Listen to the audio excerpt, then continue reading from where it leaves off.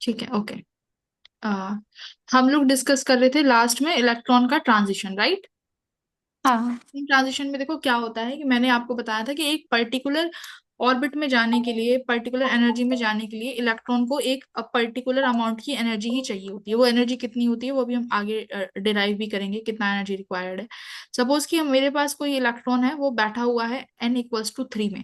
तो याद रखना, जैसे ही ग्राउंड स्टेट से ऊपर की तरफ बढ़ती जाओगी, वैसे ही इलेक्ट्रॉन के पास जो एनर्जी होगी वो क्या हो जाएगी, एनर्जी स्टेट की एनर्जी बढ़ती जाएगी। जैसे n = 3 में इलेक्ट्रॉन के पास ज्यादा एनर्जी होगी as compare to ground state, है ना।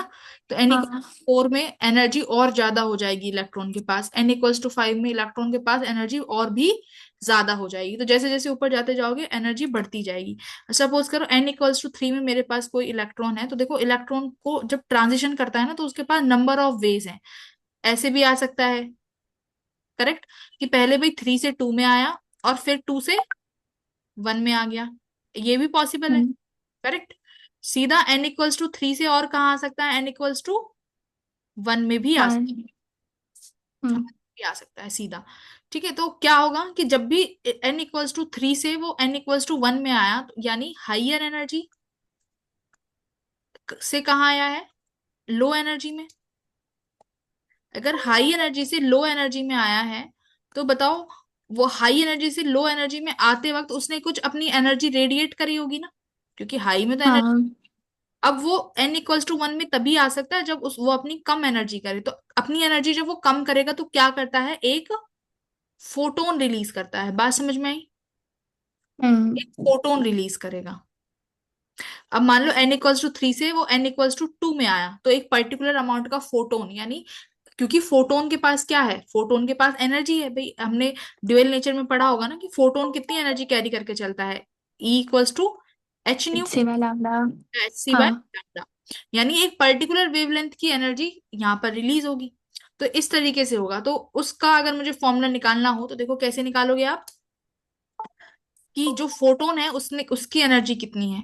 तो एनर्जी किसके बराबर होगी, फोटोन की एनर्जी जो रिलीज हुआ है, E3। यानी E3 ऑर्बिट की एनर्जी में से मैं क्या माइनस करूंगी, E1 ऑर्बिट की एनर्जी।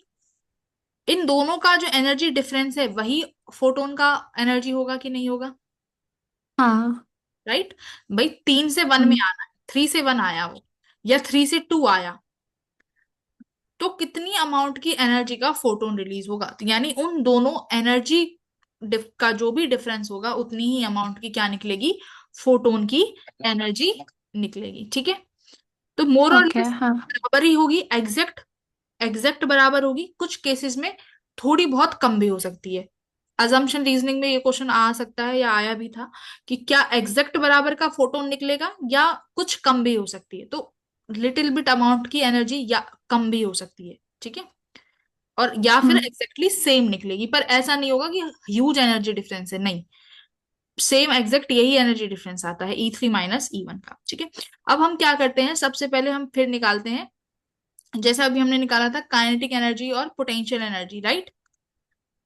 एक इलेक्ट्रॉन की किसी भी ऑर्बिट में निकाली थी ना, कि ये ऑर्बिट है, इस ऑर्बिट में इस इलेक्ट्रॉन के पास इतनी काइनेटिक एनर्जी होगी, इतनी पोटेंशियल एनर्जी होगी, हमने ये। हाँ। लेकिन हम अभी भी रेडियस और वेलोसिटी नहीं निकाल पाए थे। कि अगर मैं तुम्हें दे दूं कि बेटा ये तुम्हारे पास n है, n का नंबर है 2 या 3, मुझे बता दो अगर इस ऑर्बिट में ये इलेक्ट्रॉन है उसके पास कितनी वेलोसिटी है, या फिर n का नंबर 2 या 3 है तो उस ऑर्बिटल की रेडियस कितनी है, हम वो फाइंड अभी नहीं कर पाए थे। लेकिन अब जब आपके पास बहुत पॉस्टुलेट आता है, तो यहाँ पर हम ये भी काम कर पाते हैं। कैसे कर पाएंगे, देखो लास्ट में हमने वेलोसिटी का और उसका एक रिलेशन निकाला था। कहाँ से, mv² बाय r किया था हमने, F सेंट्रीपिटल हाँ। बराबर F इलेक्ट्रोस्टैटिक्स किया था, जहां से हम्म। सेंट्रीपिटल mv² बाय r रख के F इलेक्ट्रोस्टैटिक्स रखा था, k ZE² upon r², correct. हाँ। यही किया था। यहां से मैं ये आर एन लिख रही हूँ, आर एन का मतलब है nth ऑर्बिट की रेडियस, एन का नंबर 1 2 3 कुछ भी हो सकता है, सो ऑन। तो यहां से देखो आप आर एन फाइंड कर लो, आर एन कितना आएगा यहाँ से, आर एन बेटा मेरा बन जाएगा E² अपॉन, के को ओपन कर ले या रहने दें, रहने देते हैं, k E², जेड भी रहने दो, k ZE² mv² अपॉन, है ना। Upon M V hmm, square, यही बनेगा। वी एन, एन का हाँ। मतलब यहाँ पे वी एन का मतलब क्या है, उस पर्टिकुलर ऑर्बिट की ही रेडियस वेलोसिटी होगी, वी एन। ठीक है। अब इन दोनों में से कुछ एक एलिमिनेट करना था, जो हम अभी सक्सेसफुल नहीं हुए थे, और बॉर्ड्स में यहाँ सक्सेसफुल हो जाएंगे। क्यों? यहाँ पर इसने मुझे एम वी आर यानी एंगुलर मोमेंटम किसके बराबर बताया हुआ है, n H upon NH/2 pi. N h by two pi के। सपोज अब तुम्हें वेलोसिटी यहाँ से निकालनी है, तो वेलोसिटी किसके बराबर हो जाएगा, n H upon m r two pi, हो गया। हम्म। अब इस v स्केयर की वैल्यू को इस आर एन में रख दो, इस v स्केयर की वैल्यू को आर एन में पुट कर दो। ठीक है। हाँ। आर एन कितना बनेगा, R N equals to Z A E square upon M. Velocity का स्केयर है तो ये हो जाएगा, देखो एन स्केयर एच स्केयर, ऊपर क्या चला जाएगा, MR/2 पाई होल स्क्वायर। स्केयर में करोगे M square are square, four pi square, correct. हाँ। ये चला गया थोड़ा सा। अब एक काम करो, के को भी ओपन कर लो, z four pi epsilon not m n square H square e square m square are square four pi square. कुछ कटा? आर भी है क्या हमने, ये क्या हुआ, आर कैसे आ गया, अच्छा M we R upon, RN। ओ अच्छा इसका आर हम ऊपर लेके गए थे, ठीक है। क्या क्या कैंसिल हुआ, फोर पाई से फोर पाई कैंसिल हो गया, एक एम से एक, M गया। हाँ। बस यही कटा। आर एन आया, हम्म। Z E square upon N square epsilon not h square, ऊपर एक एम है और आर स्केयर। आर कैसे आ रहा है, एक second, M we R equals to N H upon two pi, velocity को हमने रिप्लेस कर दिया आर के टर्म्स में ही। आर नहीं आना चाहिए था, एन, एन स्केयर,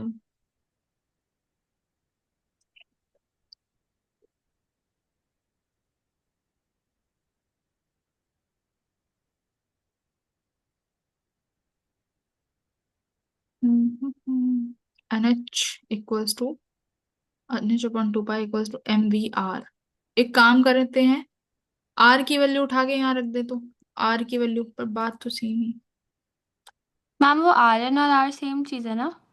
हाँ हाँ सेम ही है, तभी तो। तो ये न्यूमरेटर में एक R² है, एक R है, तो एक R² कट हो जाएगा ना, तो वो। हम्म। हाँ ये देखो, ये सेम ही चीज है, ये जो भी आर है ये आर एन है, एक ही बात है। हाँ, तो वो RN² और RN से एक R कट हो जाएगा ना, तो फिर वो R सब्जेक्ट बन के हो जाएगा ना। ठीक है, एक बार करें, आर एन से इसका एक स्केयर कैंसिल आउट हो जाएगा, तो मेरे पास हम्म। आर एन की वैल्यू कितनी आई, इसको ऊपर लेके जाना पड़ेगा, फिर N square H square epsilon not by Z E square M, यही आया। देखो, हाँ। पाए कहाँ चला गया, पाई तो कट हो गया था ना, एन 4 स्केयर से। एच स्केयर एप्सिलॉन नॉट, ठीक है। एम ई स्केयर सही आया है, एम ई स्केयर, ठीक है, वेरी गुड, यही आएगा आर एन की वैल्यू। तो यहाँ पर हमने आर एन निकाल लिया विदाउट वेलोसिटी, यही हमें चाहिए था, है ना, कि विदाउट वेलोसिटी के टर्म्स हाँ। में हम आर एन निकाल लें। तो मेरे पास देखो ये वाली टर्म देखो जरा, कांस्टेंट है, एच कांस्टेंट, हम्म। एप्सिलॉन कांस्टेंट, ई इलेक्ट्रॉन का चार्ज, एम इलेक्ट्रॉन का हाँ। मास कांस्टेंट है। तो इस सारी हम्म। वैल्यू को मैं मान लेती हूँ कांस्टेंट। तो मेरे पास साफ साफ nth ऑर्बिट का जो रेडियस है वो किस पे डिपेंड कर रहा है, एन एन स्केयर स्क्वायर बटे टाइम्स। जेड, अच्छा। इसी पे। ठीक है, N hmm. Square by Z, ये जो कांस्टेंट वैल्यू है इसको मैं मान लेती हूँ ए नॉट, क्या मान लेते हैं इसको, ए ए नॉट। नॉट। ये जो कांस्टेंट वैल्यू है ये ए नॉट है, इस कांस्टेंट वैल्यू ए नॉट को और क्या बोलते हो बेटा, इस ए नॉट को क्या बोलते हैं, बॉहर रेडियस, क्या बोलेंगे, बहुत सही।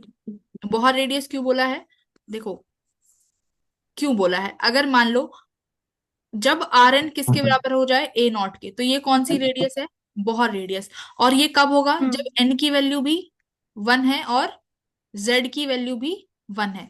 Z one. की वैल्यू 1 किसके लिए होती है, हाइड्रोजन के लिए। हाइड्रोजन। यानी हाँ। हाइड्रोजन की जो ग्राउंड स्टेट है उसी की रेडियस को बहुत रेडियस बोला जाएगा। करेक्ट। देखो हम्म। Are N equals to a not, a not बहुत रेडियस है। और हाँ। वो क्या है, अगर एन की वैल्यू 1 कर दो, जेड की वैल्यू 1 कर दो, यानी ग्राउंड हाइड्रोजन का ग्राउंड स्टेट की रेडियस क्या है, वही बहुत रेडियस है। उसकी वैल्यू अगर लिखना चाहो तो लिख भी सकती हो, 5.29, यानी बहुत रेडियस की जो वैल्यू है, वैसे किसी काम का नहीं है। रेडियस की वैल्यू 5.29, 10⁻11 मीटर्स।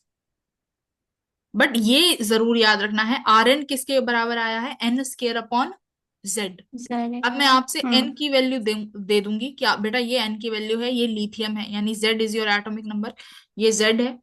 आप मुझे इसमें रख के बता दो कि कितना रेडियस है, तो आप यहाँ से कैलकुलेट कर लोगे। सिमिलरली वेलोसिटी, हम्म। अब आपने रेडियस निकाल लिया, ऐसी वेलोसिटी भी एलिमिनेट कर लोगे सेम इसी फॉर्मूले में। हाँ।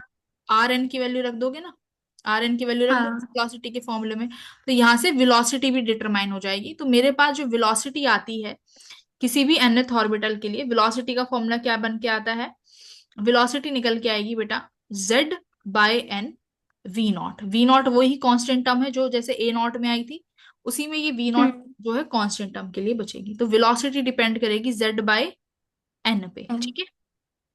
ये याद हाँ। रखना, z by N, V not constant value है, वी नॉट याद रखने की जरूरत नहीं है। फिर सिमिलरली उसके बाद आता है क्या, वी नॉट जेड हो गया, उसके बाद टाइम पीरियड, फ्रीक्वेंसी, इन चीजों के लिए भी निकालते हैं कि भाई टाइम पीरियड बताओ, कि हमारा एक इलेक्ट्रॉन है, एक इलेक्ट्रॉन एक पर्टिकुलर ऑर्बिट में घूम रहा है, उसका टाइम पीरियड कितना होगा पर्टिकुलर ऑर्बिट में। तो टाइम पीरियड का फॉर्मूला क्या है, मान लो मेरा कोई इलेक्ट्रॉन है, ये इस ऑर्बिट में घूम रहा है, ये न्यूक्लियस है, ये इसकी ऑर्बिट है, रेडियस आर एन, इसमें घूम रहा है।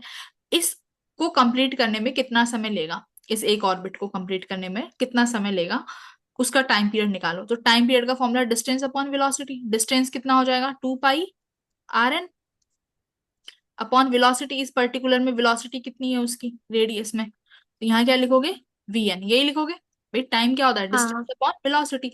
अब टू हम्म। पाई तो कांस्टेंट टर्म है, 2 पाई तो कांस्टेंट है, रिमूव। अब रेडियस किस पर डिपेंड करा था, देखो रेडियस किस पर डिपेंड कर रहा था, N n square square by by z. Sir. Very good. तो यहाँ पर लिखोगी n square upon z. Velocity किस पे डिपेंड कर रहा है, जेड बाय एन, तो यहाँ पर लिखो हाँ। जेड, ऊपर चला जाएगा एन। तो टाइम पीरियड किस पे डिपेंड कर गया, N cube upon Z N square. Square. इस तरीके हम्म। से टाइम पीरियड निकाला जाता है। फिर फ्रीक्वेंसी भी पूछी जाती है, तो फ्रीक्वेंसी 1 अपॉन टाइम पीरियड हो जाएगा। तो फ्रीक्वेंसी किस पे डिपेंड कर जाएगा, Z square upon N N cube. Cube. फिर वेवलेंथ आती है, Z square upon N cube. फिर वेवलेंथ आता है कि वेवलेंथ निकालो, तो वो क्वेश्चन आएगा, क्योंकि वो थोड़ा लेंथी है, क्वेश्चन आएगा तब उसको सॉल्व करेंगे। तो इस तरीके से हमने सारी चीजें निकाल ली। फिर लास्ट में अपनी बचती है एनर्जी, राइट। हाँ। एनर्जी निकाली थी हमने, टोटल एनर्जी, काइनेटिक एनर्जी, ये सब हम निकाल चुके हैं। तो उसी तरीके से हाँ। फर्स्ट डे में जब ये सारी वैल्यूज पुट करी जाएंगी, जो मेजरली तुम्हें याद रखनी है, एक तो वो फॉर्मूला था जो अभी अपन निकाल के आए हैं, e square upon 8 pi epsilon not r, kinetic energy, हाँ। टोटल एनर्जी, पोटेंशियल एनर्जी, ये सब निकाला है। इसी तरीके से टोटल एनर्जी निकालेंगे बेटा, इसी फॉर्मूले में पुट करोगे। टोटल एनर्जी आती है -13.6 Z square upon N square. N orbital number, z तुम्हारा atomic number, z is your atomic number. ये टोटल एनर्जी हो गई किसी भी ऑर्बिट में, कि मेरा इलेक्ट्रॉन किसी भी ऑर्बिट में है, उसकी टोटल एनर्जी कितनी है। तो टोटल एनर्जी साफ साफ दिख रही है, नेगेटिव है, तो नेगेटिव ही रहेगी। हाँ। तो रीजन भी बता चुकी हूँ नेगेटिव क्यों रहेगी, इतना क्लियर हुआ। हाँ। अब जैसे एनर्जी लेवल्स ड्रॉ कर लेते हैं एक बार, ये रहे एनर्जी लेवल्स,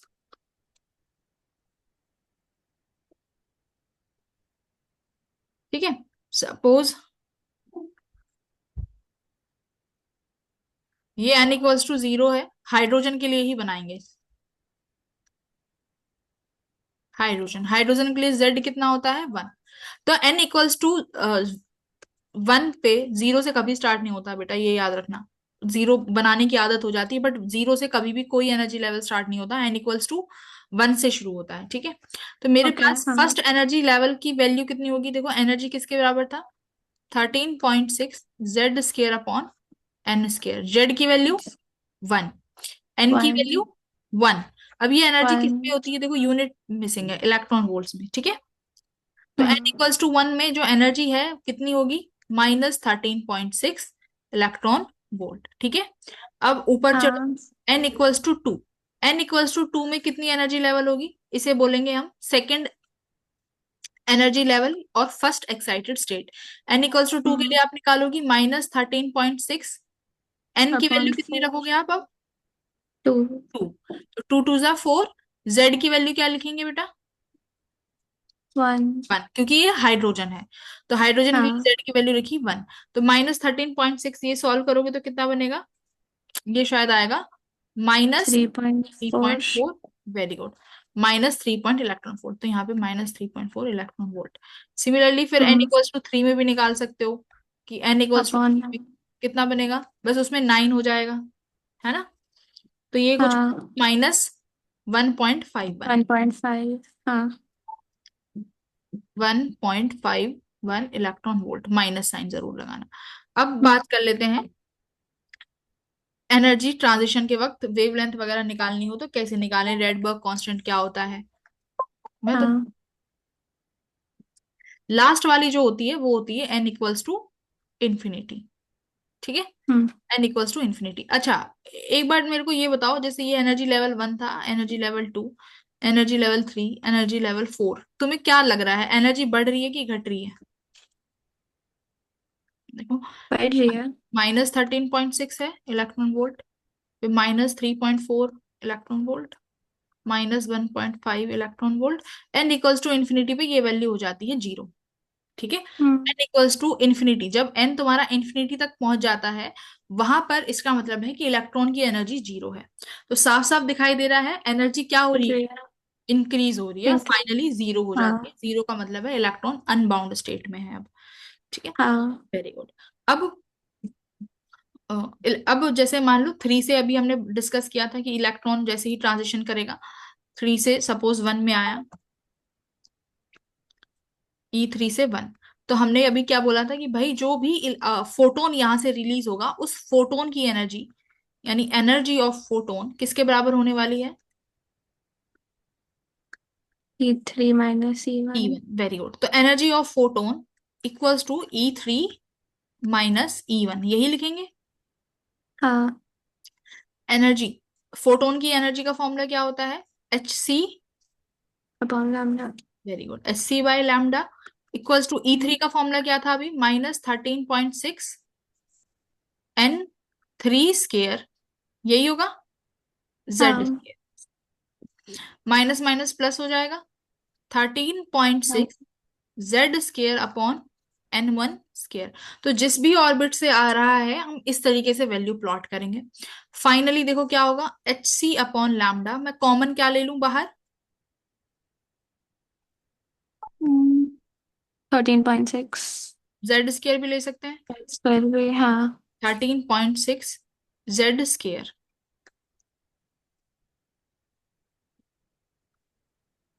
हम्म, क्या बचा यहाँ पे, 1 अपॉन, माइनस में ले लें बाहर,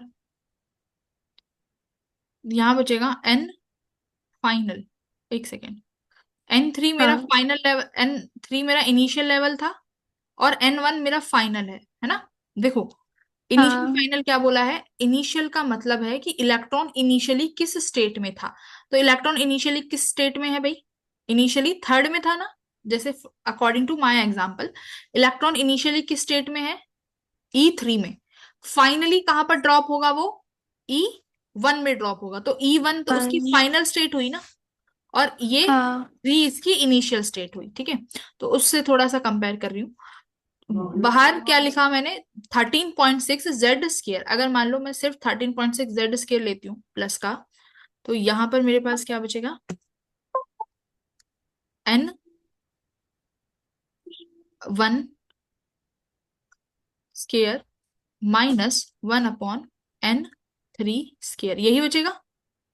हाँ देखो, 1 वाला मैंने आगे कर दिया क्योंकि वो पॉजिटिव था, इसको मैं बाहर ले गई। क्लियर। हाँ इसको हाँ और कैसे याद रख सकते हो, ये तो n1 और n3 से दिखाया है, तो मैंने अभी तुम्हें यही बताया था कि 1 जो है फाइनल वैल्यू है, 3 इनिशियल वैल्यू है। याद करने का तरीका होता है H C upon lambda equals to 13.6 Z स्क्र कॉमन है। यहां लिखोगे 1/n फाइनल का स्क्वायर माइनस 1/n इनिशियल का स्क्वायर। फाइनल मतलब कि इलेक्ट्रॉन फाइनली किस ऑर्बिट में ड्रॉप हुआ, वो वाली वैल्यू माइनस कर दो इनिशियली किस में था। तो ये वाला फॉर्मूला बहुत इंपॉर्टेंट है। इसको याद करने का तरीका है फाइनल माइनस इनिशियल। ठीक है, एन फाइनल माइनस इनिशियल, ये याद रहेगा। हाँ। Very important. इसके बाद ये तो जनरल है, इसके बाद क्या करते हैं, एच सी को मैं इसके अपॉन में ले जाती हूँ। ठीक है, एच सी को इसके अपॉन में ले गए तो ये क्या हो जाएगा, 1/λ equals to 13.6/Hc into z square. Correct. 1/n final का स्क्वायर माइनस 1/n इनिशियल का स्क्वायर। अब जो ये लिखा हुआ है ना, ये वाली वैल्यू, इसी को क्या बोलते हैं, इसी को बोलते हैं रेडबर्ग बिल्बर्ग कांस्टेंट। कांस्टेंट। रेडबर्ग हम्म। कांस्टेंट यही है, 13.6 Hc। इसको आप आर लिख सकते हो। तो यहां से मेरे पास 1/λ की एक फॉर्मूला आता है, 1/λ equals to r z square 1/n final का स्क्वायर माइनस 1/n इनिशियल का स्क्वायर। बोलो, ये फॉर्मूला याद, ये दो फॉर्मूले अलग अलग फॉर्म में हैं और दोनों फॉर्म में याद रखने हैं, एक ये और एक ये एससी वाला।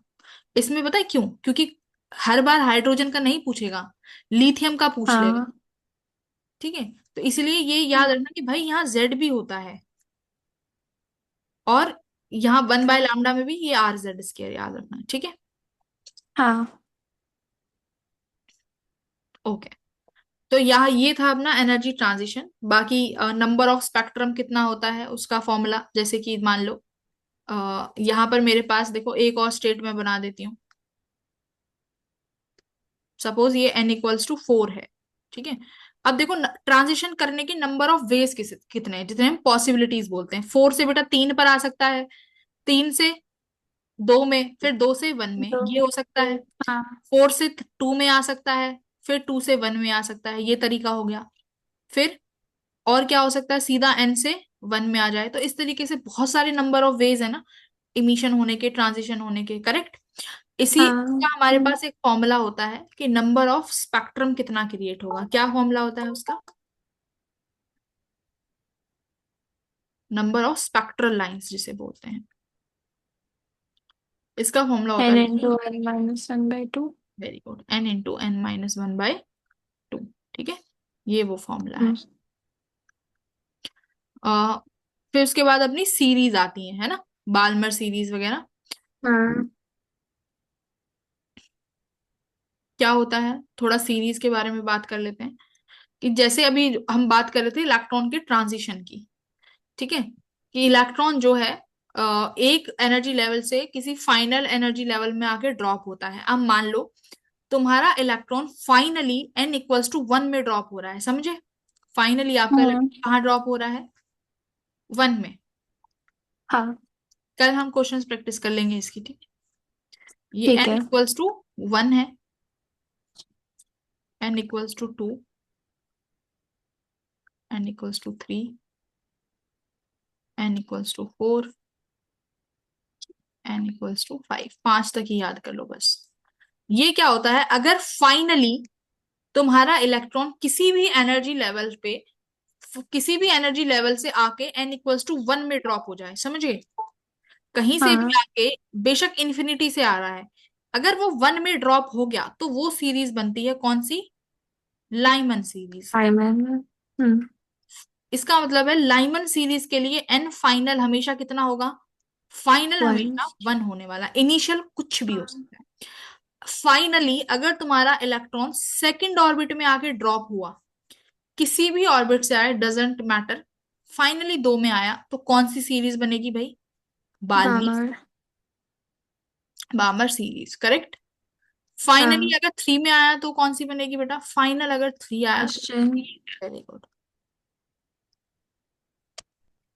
4 में ब्रैकेट, ब्रैकेट। बनती है ब्रैकेट सीरीज। और n = 5 में बनती है पी फंड। 5। हम्म। बस, पी फंड सीरीज। अब इतना तो हम याद कर लेते हैं। अब आगे आती है और भी चीजें। एक तो हाँ, यहाँ पर मैं क्लियर कर देती हूँ। जो बामर सीरीज है ये इकलौती ऐसी सीरीज है कि यहाँ से जब कोई भी वेवलेंथ का फोटोन निकलता है, उसका जो वेवलेंथ होती है वो किस रीजन में लाई करती है? इंफ्रा हाँ, इंफ्रारेड नहीं, विजिबल। विजिबल रीजन में। ठीक है। बामर सीरीज इकलौती ऐसी सीरीज है जो विजिबल रीजन में ड्रॉप करती है। बाकी लाइमन हाँ। किस में करती है? Lyman series. अल्ट्रावायलेट।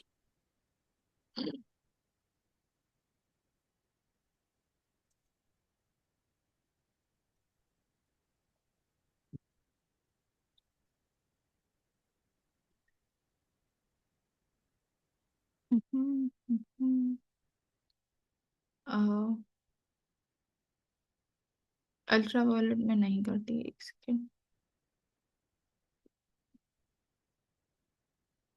हम्म, ठीक है। बाकी यस, किस में करेगी? यूवी रीजन में। लाइमन सीरीज किस में लाई करेगी? यूवी रीजन में। अल्ट्रावायलेट हाँ। Right, ultraviolet region, good. ये अल्ट्रावायलेट रीजन, और बाकी जो भी सीरीज है वो सब किस में आएंगी फिर? इंफ्रारेड। इंफ्रारेड। Very ultraviolet. और बाकी जो तीनों ये सब बच गए, ये इनका रीजन कौन सा रहेगा अपना? Infra, infra. Infrared reason. ठीक है। अब इसमें ना कुछ ऐसा आता है कि मैक्सिमम वेवलेंथ कब रिलीज होगी और मिनिमम वेवलेंथ कब होगी। तो अगर मान लो सवाल आता है कि हमारे पास इलेक्ट्रॉन ना फाइनली लाइमन सीरीज में आया है, लाइमन सीरीज में आया है, लेकिन जो भी मेरा फोटोन रिलीज हुआ है ना, उस फोटोन की जो एनर्जी है वो है मैक्सिमम। आप फाइंड करिए उस फोटोन का वेवलेंथ क्या होगा। ठीक है, इस तरीके से क्वेश्चन आते हैं। तो इसमें देखो मुझे क्या ध्यान में रखना है, सिंपल सी बात है, जो भी फोटोन रिलीज होगा उस फोटोन का मतलब ही ये है कि एनर्जी, जो भी फोटोन की एनर्जी है वो ई फाइनल माइनस ई इनिशियल होगी, करेक्ट? हाँ। अब एनर्जी जो है फोटोन की, उसका फॉर्मूला है Hc/λ। अगर सवाल में आया है कि भाई मेरे पास कोई इलेक्ट्रॉन फाइनली n = 1 में ड्रॉप हुआ है, बताइए उस फोटोन की वेवलेंथ क्या होगी अगर एनर्जी मैक्सिमम है? तो बेटा बताओ, अगर एनर्जी मैक्सिमम है उस फोटोन की तो वेवलेंथ क्या होगी? Wavelength HC minimum. नहीं, मिनिमम, मिनिमम हाँ। मिनिमम। अगर एनर्जी मैक्सिमम है तो वेवलेंथ मिनिमम होनी चाहिए, राइट? अब देखो एनर्जी हाँ। मैक्सिमम, तो मुझे खुद बताओ कि अगर n = 1 में कोई इलेक्ट्रॉन ड्रॉप हुआ है और वो एनर्जी मैक्सिमम वाला फोटोन रिलीज हुआ है, तो वो कहाँ से वो इलेक्ट्रॉन आया होगा? इनिशियली किस स्टेट में होगा, कौन सी एनर्जी लेवल में? उस, टू। देखो नहीं। एनर्जी मैक्सिमम लेके आ रहा है वो। उस जो फोटोन रिलीज हुआ है इन्फिनिट। वो मैक्सिमम एनर्जी का रिलीज हुआ है, मैक्सिमम। तो इसका मतलब हाँ। इनिशियली इलेक्ट्रॉन इन्फिनिटी पर था ना, इन्फिनिटी हाँ। इनिशियली इलेक्ट्रॉन इन्फिनिटी पे था, तब वो ड्रॉप हुआ है, तो वहां से जो फोटोन रिलीज हुआ है वो n = इन्फिनिटी पे रिलीज हुआ है। तो यानी जब एनर्जी मैक्सिमम का सवाल आए या वेवलेंथ मिनिमम का सवाल आए, for Lyman series, for Lyman series final तो 1 ही है। इनिशियल क्या हो हाँ। जाएगी इसमें? इनिशियल हो जाएगा बेटा इसमें इन्फिनिटी। ये हमें वहां पर खुद सोचना पड़ेगा। अगर बाल्मर सीरीज में पूछे कि भाई बाल्मर सीरीज में मुझे बता दो कि फोटोन जो है मैक्सिमम एनर्जी का निकला है, उसकी वेवलेंथ कितनी है बताओ, कैलकुलेट करो। तो सिंपल सा पता चल जाएगा ना। फाइनल क्या हो जाएगा बाल्मर सीरीज के लिए? बामर के लिए क्या हो जाएगा? टू। हाँ, बामर सीरीज के लिए फाइनल 2 हो जाएगा, बट सिमिलरली इनिशियल अभी भी क्या रहेगा? Infinity and so on. और सीरीज के लिए भी हाँ। यही हो जाएगा। ठीक है। अब इसी का उल्टा हो जाए क्या, कि भाई वो कह दें कि एनर्जी जो है वो मिनिमम एनर्जी इन्फिनिटी। लेके निकला है। हम्म। अगर एनर्जी मिनिमम है तो साफ साफ दिख रहा है लैम्डा क्या होने वाला है? मैक्सिमम। मैक्सिमम। तो सबसे पहले लाइमन की ही बात करती हूँ। लाइमन सीरीज में सिंपल सी बात है, फाइनली तो 1 ही रहेगा, आके तो 1 में ड्रॉप होगा। इनिशियल क्या होगा बताओ? Minimum energy. मिनिमम एनर्जी कहाँ हो सकती है बाल्मर के लिए? सॉरी, लाइमन के लिए हम्म, दो में, टू में ना, हाँ। एक से ऊपर एनर्जी हम्म। दो ही तो है। तो यानी सिंपल सी, हाँ। इलेक्ट्रॉन ज्यादा दूरी पर नहीं है, वो सेकंड पे सिर्फ फर्स्ट पे आके ड्रॉप हो गया। तो यानी बस एक एनर्जी लेवल उठाते जाओ, तो इसका मतलब ई मिनिमम है। तो लाइमन सीरीज में इलेक्ट्रॉन इनिशियली दो पर बैठा हुआ है, तो यानी हमें अपने आप अज्यूम करना पड़ेगा initial electron second energy level में है। बामर के केस में क्या हो जाएगा भाई, फाइनली तो दो पे हम्म, आना है, लेकिन इनिशियल क्या हो जाएगा, हाँ। इसका थ्री। initial हो जाएगा थ्री। Very good. हाँ। बामर के बाद कौन सी सीरीज है, पास्टन। Very good. तो फाइनली पाशकन का थ्री, इनिशियल कितना हो जाएगा इसका, चौथा। तो ऐसे एक एक हम्म। लेवल बढ़ाते चले जाते हैं। फिर इसके बाद और क्या तरीका से पूछ सकता है, और बेटा इसका होता है अल्फा बीटा गामा सीरीज से पूछ लेगा। ठीक है, अभी तक तो आया नहीं है, बट स्टिल पता होना चाहिए। कई बार पूछेगा अल्फा सीरीज की वेवलेंथ बताओ, फिर पूछता है बीटा सीरीज की वेवलेंथ बताओ,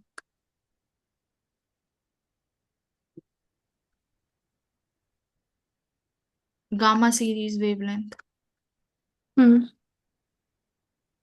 लास्ट में अपना इन्फिनिटी सीरीज। तो देखो घबराने की बात नहीं है। क्यों, क्योंकि हमने पढ़ लिया है पहले ही। जैसे मान लो मेरे पास, हमने बनाया अपना एनर्जी लेवल,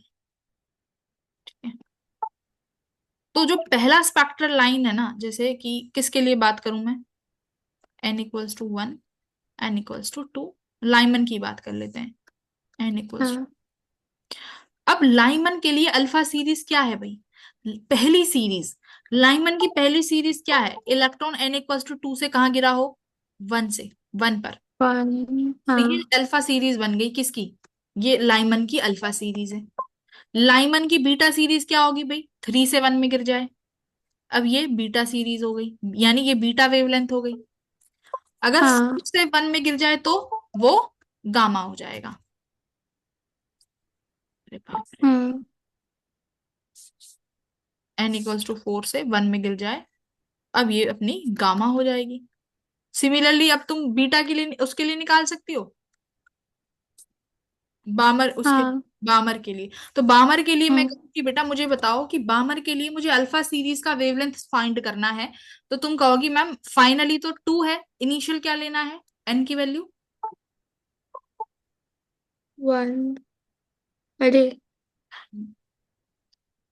बामर के लिए, बामर के लिए, टू टू सॉरी।